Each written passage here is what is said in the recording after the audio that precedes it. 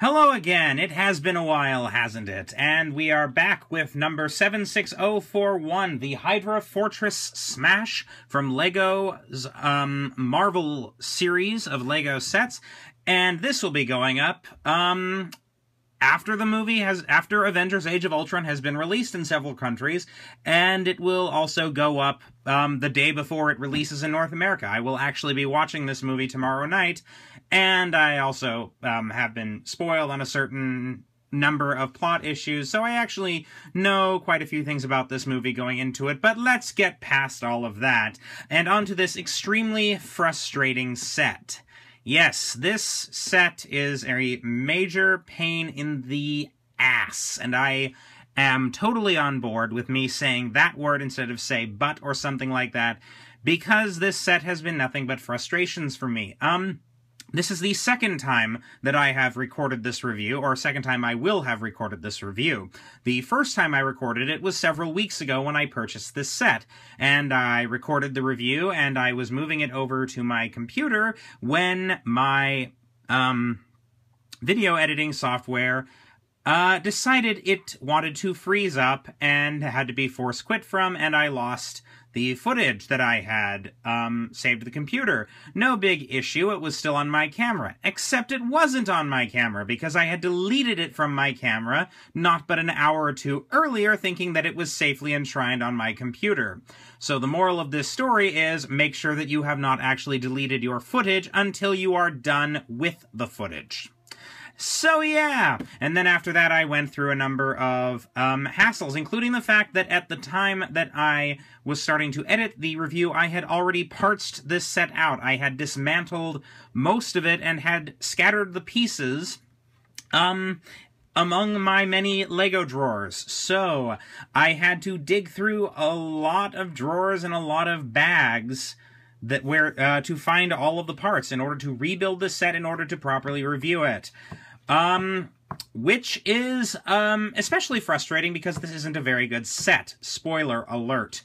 But let's get on to the set itself. The set basically came in two major parts. The first major part being, actually I'm going to rearrange some of the figures so that we better get a sense of what the parts were. There we go. Bag one contained Hulk, Hydra Soldier, and this little Hydra tank, and the rest of the set was this building and these three minifigures. So let's see, let's start with the minifigures, shall we? I have already reviewed Hulk in the Hulkbuster set. Suffice to say, it's pretty good, it even has a good likeness of Mark Ruffalo. It can go off to one side. I have already reviewed the Hydra henchman in his Chitauri armor.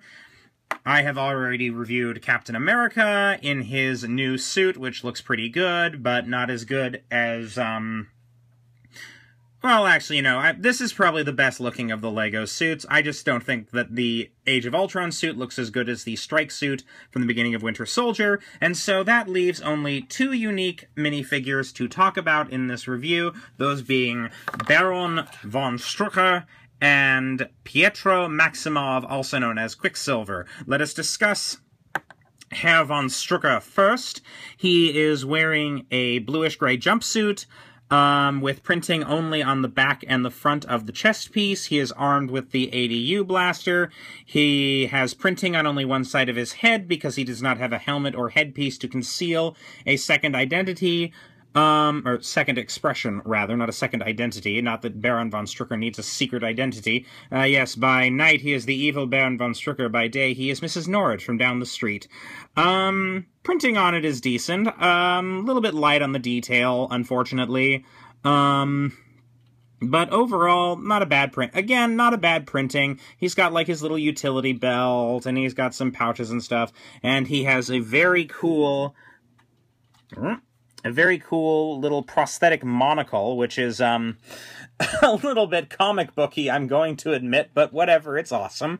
And then the final figure is the final, Avenger that I have yet to comment on in these videos, Pietro Maxima, as I said his name earlier, Quicksilver, who, much like his sister, there's nothing overtly wrong with the figure, it just feels a little bit disappointing, especially compared to the incredible detailing on, say, Cap here. He has no printing on his legs or arms. He only has printing on the front and back of his chest piece. Printing on it is, once again, excellent. It's some sort of a weird skin-tight exercise suit, which makes sense for a speedster. He wouldn't want to have any loose flapping clothing to get caught on something and, oh, I don't know, snap his neck a la Incredibles. He has, if I remember correctly, yes, he has two expressions. He has his normal, serious, kind of smarmy, you did not see that coming expression, and then he has a very serious, angry expression, and I don't have a line of his to go with that expression. He has a very interesting hairpiece in white for his platinum hair. Nothing overtly wrong with the figure. He's just a little bit boring. Like his sister, his printing and design is just a little bit boring compared to the Avengers, which, as I think I mentioned in my review of the Hulkbuster set, makes sense because they are civilians. They're not members of the Avengers yet. So they wouldn't have access to Tony Stark's resources and get really cool outfits and stuff like that. So that's the minifigures done, and I'm going to scoot them over here just to make it a little easier for me to work with the other things, and Baron von Strucker is going to fall over. I'm pretty sure he dies in the movie anyway. So let's talk about the vehicle, which is actually the coolest part of this set. Despite my other complaints about this set, this is an awesome little tank. I'm pretty sure it's weird. It kind of feels like a fusion of the Hydra tanks from Captain America the Winter Soldier with the tanks that Hydra will be using in Age of Ultron. So that's interesting. It's also a little bit interesting that this turret is slightly offset, I guess, because this little white piece here is supposed to be a hatch. I just don't think it looks very, it looks quite as good as if it had been centered. But it's a very solid vehicle. There's nothing too complex about its build or its design. I like the turret. I do like the turret. It's supposed to, it has the usual, Zamor launcher that is a pain in the ass to fire. The tank turret just spins freely. It has no ratchet mechanism or anything like that to help keep it still. I kind of wish that it did. The gun cannot go up or down. Again, kind of wish that it did, but that would complicate the set a little bit more, and overall, this is a pretty good set. It has room for... Oopsies, lost the little plasma orb thingy. It has room for one character inside of it, and I'm also going to comment that it kind of bugs me that the interiors of a vehicle like this especially is completely and totally open from the bottom. I know that it's just a toy, but I would feel so much better if there was something sealing off the interior. I think it would look better. Anyway, little dude goes in here, like so, and he's got a little control panel in there that you can barely see. In fact, I cannot figure out an angle at which I can see. I can kind of see it, even though there's no light there. Then that goes back on top, and now he's in his little vehicle, which has a cool little play feature, as they all do. Much like how the truck from the Quinjet set explodes quite dramatically, this one also explodes somewhat. This little bumper piece here, Hulk can put his hand down on it and push down, and it just kind of undramatically flops over to one side, and then there's the... And now both parts came off. Wonderful. Yeah, it's a play feature. Whoopsies. Sorry about that. It's a play feature that doesn't work very well, unfortunately. Ah, that was close. Oops, I tossed it to one side, now it's out of the way. It's a play feature that unfortunately doesn't work as well as the truck from the Quinjet set, which is quite unfortunate because it's a cool little vehicle. Very solid, it's very solid and well designed, and it looks very cool and suitably science fiction-y for a plasma weapon to be used by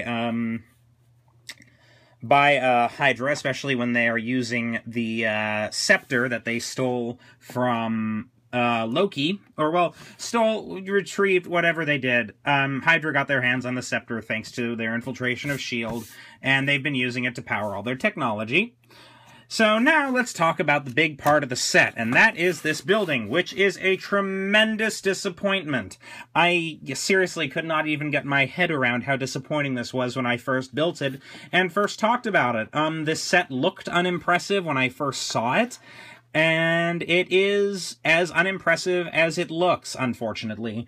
Due to LEGO's need to spread all of the characters out through the different sets and stuff like that. This is the set that ended up with Quicksilver, which is a shame because Quicksilver's set is very disappointing, as I said. This building is, quite frankly, it looks cool, but it's kind of crap. Yeah, that's just the best way to put it. It is crap. It really has nothing to it. It is a tower, it is a tree, and it is a gate. There's a play feature with the gate. These two little levers here, you push down on them, and the gate pieces explode. It's supposed to be so that Hulk can bust his way in, so that the other Avengers can follow behind him. It has a little cannon turret on the top, again with the little stud launchers, and has the transparent blue pieces that indicate that this is powered by Tesseract technology, or rather the scepter, but whatever. The cannon cannot go up or down, which is a shame because that would make it a little bit more interesting. Let's turn it around and see what's inside of it. Bupkis, kind of. Yeah, kind of bupkis. Let me adjust the light a little bit so you can kind of see slightly better what's inside. Okay, you really can't see it, I apologize. Basically, actually, I'll just bring it in closer. Basically, there's this little, power cylinder thing where they are draining the, scepter of its power in order to charge all their technology. And there's a little play feature, very much, like the, containment vehicle containment vessel that Sinestro used in the Green Lantern vs. Sinestro set. Basically, you flick a character at the little power modulator thingy up here, and it doesn't flop open. Why does it not flop open? Anyway, and it flops open. Yay! And inside is the Chitauri Scepter, which, as I mentioned in the Avengers Tower set, is different than Loki's scepter as it was portrayed in the original Avengers sets, but whatever. There's a little lightning piece in there for the charging and stuff like that. And that's about it. The only play feature left is up here on the top. There's a little lever here that you can pull back, and then the cannon falls over, and yeah, that's it. That is honestly, legitimately it. This is a tremendous disappointment. It is not a good set, unfortunately. I don't want to have to say that. I want to love all these sets. But this is, while the Quinjet was kind of the most disappointing, it was not a bad set. And I went into this set not expecting much, and I did not get much.